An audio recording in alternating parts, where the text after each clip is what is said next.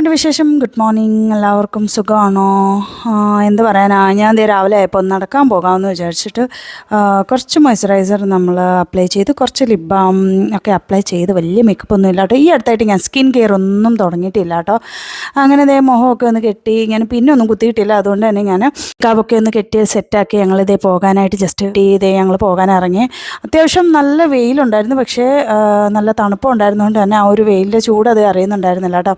കുഞ്ഞു ബേബിക്ക് പനിയൊക്കെ കഴിഞ്ഞിട്ട് ഇപ്പോഴാണ് അവളെ കൊണ്ട് ഞാൻ ജസ്റ്റ് ഒന്ന് പുറത്തിറങ്ങുന്നത്. അപ്പോൾ അതുകൊണ്ട് തന്നെ അവളെ ഭയങ്കര സെക്യൂറായിട്ട് തന്നെ എനിക്ക് കൊണ്ടുപോകണമായിരുന്നു കേട്ടോ.